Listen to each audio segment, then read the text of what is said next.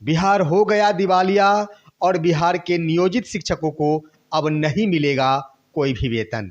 नमस्कार और आदाब आप तमाम दर्शक बंधुओं को, मैं हूं एसके चौधरी। साथियों, बिहार की राजनीति ने अपना क्रेडिट और अपनी महत्वाकांक्षा की पूर्ति के लिए बिहार को दिवालिया बनाकर रख दिया है और जिसका सबसे ज़्यादा प्रभाव पड़ा है बिहार के तमाम नियोजित शिक्षकों को अब वेतन नहीं मिल पा रहे हैं। साथियों, बिहार सरकार अपना क्रेडिट लेने के चक्कर में दिन प्रतिदिन लाखों की संख्या में शिक्षकों की बहाली कर दी और उसका नतीजा ये हुआ कि बिहार सरकार के पास उतना संसाधन नहीं जिसके कारण तमाम नवनियुक्त शिक्षकों को वेतन दिया जा सके। सरकार सिर्फ व सिर्फ चुनावी मुद्दे को अपनाते हुए शिक्षकों को बहाल करती गई, जिसका नतीजा हो गया कि एक तरफ अब उनके द्वारा शिक्षकों को हटाने की भी प्रक्रिया की जा रही है। साथियों, शिक्षकों की संख्या इतनी हो गई कि सबसे पहले TRE 1 की बहाली हुई थी और उनके वेतन जब नहीं पूरे, उनको वेतन के लिए महीनों रुकने पड़े। उसके बाद TRE 2 के तहत भी लगभग 1 लाख शिक्षकों की बहाली हुई। अब फिर से बोझ पड़ गया बिहार सरकार के ऊपर उनके वेतन को लेकर। फिर TRE 1 के अभ्यर्थियों के वेतन को रोकते हुए TRE 2 के अभ्यर्थियों को वेतन दिया गया। उसके बाद फिर जब महीना स्टार्ट हुआ तो अब मौका आया कि आखिर तमाम शिक्षकों को कहां से वेतन दिया जाए। तो बिहार सरकार के शिक्षा विभाग को सिर्फ व सिर्फ एक उपाय सूझी कि नवनियुक्त शिक्षकों की बहाली की गई है। अगर उनको वेतन मामले में रोक दिया जाता है तो निश्चित रूप से बिहार सरकार की क्रेडिट खराब होगी। इससे बेहतर है कि बिहार के तमाम नियोजित शिक्षक वैसे भी आंदोलन पर उतरे हुए हैं और क्यों नहीं ऐसे शिक्षकों की ही वेतन स्थगित कर दी जाए। और यही कारण है कि बिहार के लगभग 3.5 लाख नियोजित शिक्षकों का फरवरी महीना का वेतन स्थगित कर दिया गया है। साथियों, कुछ दिन पहले एक पत्र जारी हुआ था जिसमें यह सख्त निर्देश दिया गया था 1 मार्च 2024 को तमाम शिक्षकों के खाते में फरवरी माह का वेतन गिर जाना चाहिए। परंतु अब जो खबरें छन के आ रही है उसके अनुसार यही है कि अपर मुख्य सचिव के पाठक महोदय ने तमाम नियोजित शिक्षकों के वेतन को ही स्थगित कर दिया है।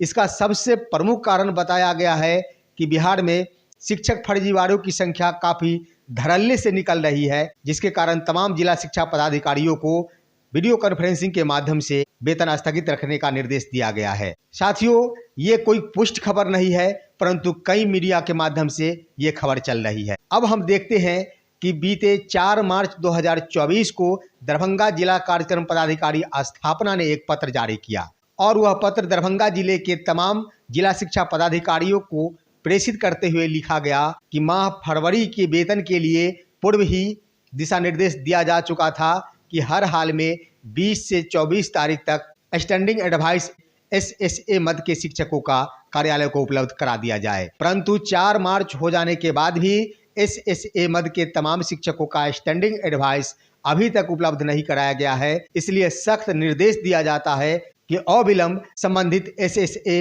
शिक्षकों का स्टैंडिंग एडवाइस जिला कार्यालय को उपलब्ध कराना सुनिश्चित करे।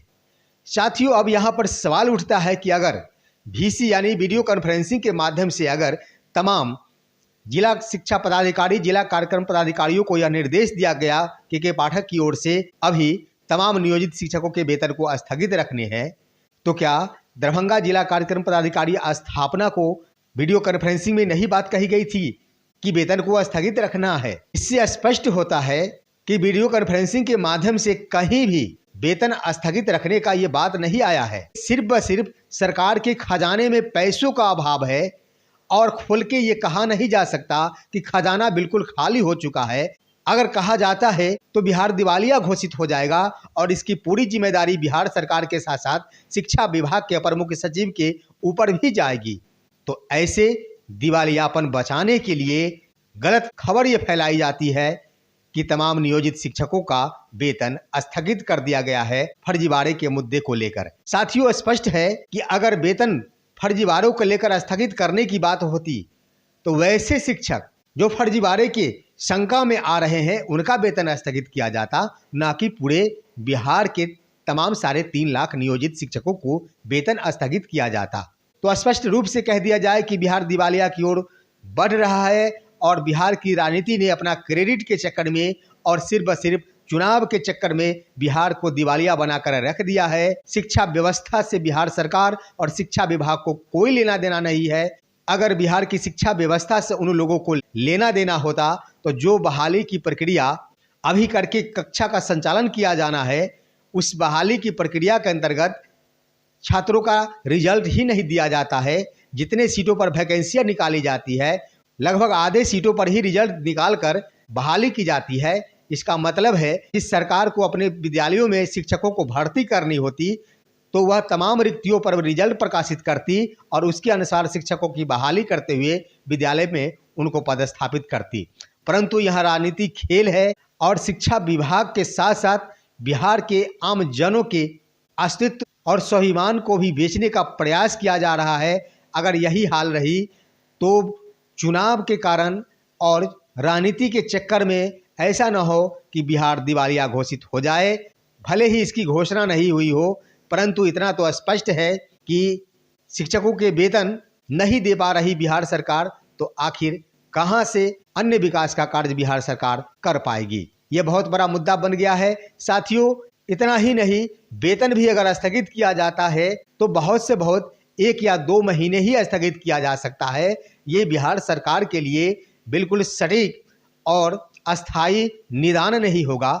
इसके लिए बिहार सरकार की शिक्षा विभाग ने अंतिम रूप से यही मन बनाई है कि चाहे जैसे हो, जितने शिक्षकों की बहाली की गई है उतने शिक्षकों को सेवा मुक्त भी कर दिया जाए। साथियों, इसी क्रम में सक्षमता परीक्षा के दरमियान जितने भी शिक्षकों ने आवेदन किया, उस आवेदन के आधार पर लगभग 33,000 शिक्षकों की फर्जीवाड़े की बात सामने आ रही है। आखिर ऐसे 33,000 कौन से शिक्षक हैं? सिर्फ यही खबरें फैलाई जा रही कि उनके सीटेट या फिर बीटेट प्रमाण पत्र गलत है। तो ऐसी बात नहीं कि लगभग 33,000 शिक्षकों के सीटेट या बीटेट प्रमाण पत्र गलत होंगे। इक्का दुक्का अपवाद, मैं इससे इनकार नहीं करता हूं कि कुछ फर्जी भी होंगे, लेकिन ये 33,000 बिल्कुल गलत है। कहीं से भी 33,000 शिक्षक जिनके सीटेट और बीटेट प्रमाण पत्र बिल्कुल फर्जी है, ये बिल्कुल जायज नहीं बैठता है। इतने ज़्यादा संख्या में फर्जी शिक्षक नहीं है। सिर्फ बिहार सरकार के शिक्षा विभाग द्वारा ये बात फैलाई जाती है कि इतने शिक्षक फर्जी हैं, लेकिन उनका पुख्ता सबूत नहीं प्रस्तुत किया जाता किन कारणों से इतने सारे शिक्षक फर्जी हैं। साथियों, ये बहुत बड़ा मुद्दा है। सरकार की कोशिश है कि हर हाल में बिहार से 2 लाख शिक्षकों को सेवा से बाहर का रास्ता दिखा दिया जाए ताकि आर्थिक समस्या का समाधान हो सके।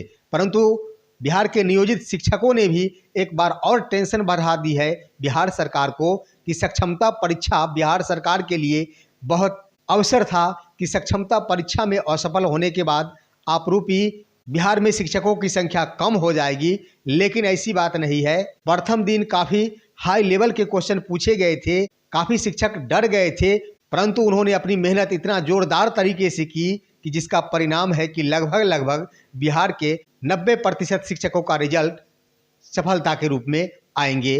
तो इस तरह से वे शिक्षक भी बिहार में बने रहेंगे और सरकार की मुश्किलें कम नहीं हो रही है। लेकिन हर हाल में सरकार को और शिक्षा विभाग को शिक्षकों का वेतन नहीं रोकते हुए उनका वेतन जारी कर देना चाहिए, क्योंकि शिक्षकों के वेतन पर अधिकार है उनके बच्चों का, उनके माता पिता का, उनके तमाम परिवार का। कई शिक्षक, लगभग बिहार के सारे शिक्षक ऋण संबंधित अपने बैंक से ऋण ले चुके हैं। अब उनके किस्त की भी बारी है। तो ऐसे में समस्या उत्पन्न हो रही है। सरकार को गंभीरतापूर्वक विचार करना चाहिए था कि हर हाल में शिक्षकों का वेतन मिल जाना चाहिए था, स्थगित नहीं करना चाहिए था, चाहे जिस रूप में हो। वेतन स्थगित करना शिक्षकों के साथ साथ सरकार और शिक्षा विभाग द्वारा उनके माता पिता, उनके बच्चों के साथ खिलवाड़ करना माना जाएगा। और साथियों, आप हमारे इस वीडियो को लाइक करेंगे, अपने कमेंट के माध्यम से बिहार सरकार और शिक्षा विभाग से अपने वेतन की मांग करेंगे, साथ ही अपने तमाम दोस्तों के पास इस हमारे वीडियो को शेयर कर देंगे। हम फिर मिलेंगे आपसे अगले वीडियो में। तब तक के लिए कहते हैं जय हिंद, जय भारत दोस्तों।